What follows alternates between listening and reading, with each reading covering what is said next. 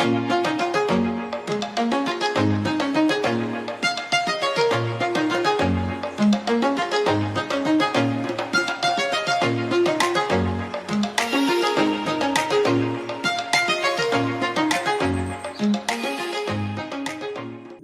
is Demola Awoyele, and I want to say welcome to Leaders Arise. This is that platform where we get to learn leadership and how it affects our lives and our endeavors. So it's my prayer that our time together today will greatly impact you.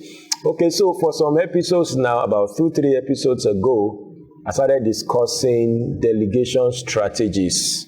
Delegation strategies. Remember, we have been on a series that we have captured Leadership Made Easy. My job or my preoccupation for the past couple of episodes is to simplify leadership for you.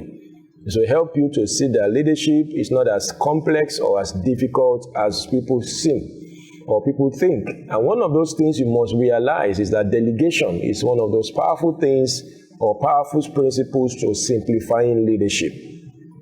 All right, people are having struggles in their personal lives and in their endeavors because they have not learned the art of delegation. I've written about this in one of my books, Leaders Arise. You may want to get a hold of that book, and you will be able to understand maybe in details the things I'm going to be talking about today. But let me take you back to the 3 levels of leadership I discussed with you at one of those episodes, I guess 2-3 episodes ago, when I said there are 3 kinds of leaders. We have the normal leaders, we have the good leaders, and we have the great leaders. And it's all about the understanding of people engagement as far as leadership is concerned, or you may want to call it the understanding of relationships as far as leadership is concerned. So there is the normal leaders, there is the great leaders, and there is a good leader, and there is a great leader.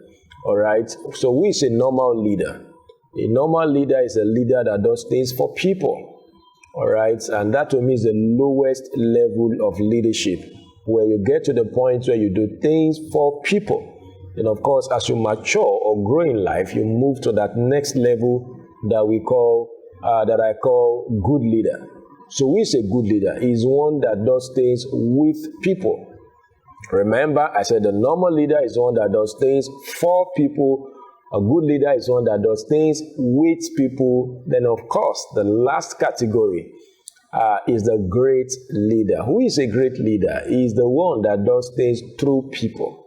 So if you can succeed at doing things through people, you are really a great leader. You know, some leaders, they get their sense of importance from the fact that they are doing everything. And I see that as a proof of insecurity. An insecure leader derives a sense of what? All right, in doing everything. You are a leader not because you can do everything, but because you can enlist or bring men on board to do things. All right, D.L. Moody said, I would rather put 10 men to work than to do the work of 10 men. That's what D.L. Moody said. I would rather put 10 men to work than do the work of 10 men. I would rather put 10 men to work than do the work of 10 men. You know, so I want to ask you, which kind of leader are you? Are you a kind of leader that is doing the work of 10 men? And some people do this intentionally. They have men around them that they could have empowered, they could have delegated work to, but they have this sense of, I must be seen to be the one doing it. And let me speak to pastors, especially those who are into full-time ministry or who are into a paid kind of pastoral involvement. Some of us have this mindset that, why do they employ me as a pastor? Or why am I the one? I'm the one that God called. I'm the one. So we feel sometimes we feel guilty for telling people to do the work. You're like, so why am I here? Why am I called? Why am I the pastor? Maybe on a more general note, why am I the MD? Why am I the one that So we have this false understanding of what leadership is all about. We think that because we are the foreman, we should do the work of 4 men. I learned that from Dr. David Oyedepo several years, about 2 decades ago. He said, just because you are the foreman, F-O-R-E-M-A-N, does not mean that you should do the work of 4 men. Just because you have the foreman, that means the man at the front, the man at the top, the man at the helm of affair, does not mean that you should do the work of four men. And there are leaders like that today that are trying to do the work of four men. They now wonder why their life and leadership is difficult. God has not designed that you should do the work of four men. Even if you can do the work of four men, it doesn't make you a leader. A leader is one that can empower four men to do the work that he could have done as the foreman. And don't forget what I said. D.L. Moody said, I would rather put 10 men to work than do the work of 10 men. So if you look at a leader doing the work of 10 men and another leader putting 10 men to work, one is a normal leader, the other is a great leader. The one that is putting 10 men to work, all right, is the one that is the great leader. So my point of emphasis today, as I gradually tidy it up on this episode, is that you must understand that leadership is about empowering people. Leadership is about getting things done through people. Getting things done through people. I know there are unhealthy way that people do it sometimes. Some people just use people. But how do you know that you are using people or you are empowering people? When you are using people, all the attention, all the glory is yours. But when you are empowering people, you are giving them the privilege to share in the joy of what is happening. And like I said in one of my posts some couple of days ago, that there can be successful delegation without collaboration. You may want to get to my Facebook page and Facebook timeline to watch that video clip where I said collaboration without delegation is tantamount to using people. Because there's a thin line. Because somebody might be asking, Pastor Demola, you said a great leader is one that does things through people. So how am I going to do it in a way that you not look as though I am using people? All right. So I taught in that clip that how to do things through people without necessarily using people is to ensure that you have engaged, you have collaborated before you delegated or before you delegate. What does it mean to collaborate? To welcome them on board and partner with them. All right. The difference between for example, I'm a child of God, I'm a pastor, I'm a Christian. We are not servants of God. Oh, let me put it that way. Let me put it this way.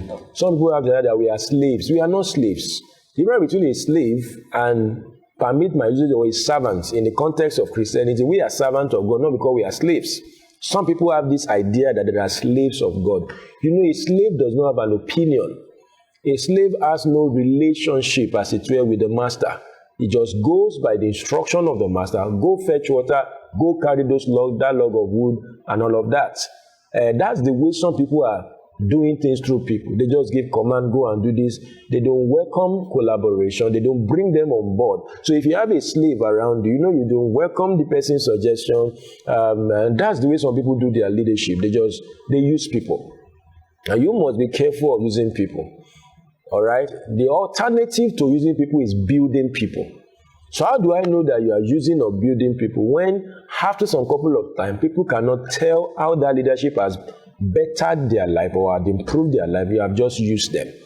All right? But after some time, if they discover that, because of my involvement with this work, I've been built, I've become better, you can rest assured that you are a people builder, not a people user. And that is what it means to do things through people. You are able to achieve more results with people. You are able to save time, save energy, then of course, preserve the future of your organization. This is Leaders Arise. And my name is Demola Awoyele. Thank you for being a part of today's broadcast. We have been discussing how to delegate successfully, and you have learned a lot, I believe, and I want to encourage you, get back to this video, watch it over and over again, and of course, help me share with as many of your contacts that you feel might need the truth that I've shared today. If you are not yet a follower of this page, go ahead and follow. If you have not yet subscribed to this channel, go out there and do the same. Then, of course, if you have questions, comments, or feedback, I can't wait to have them. Let's see again the next episode of Leaders Arise. Bye for now.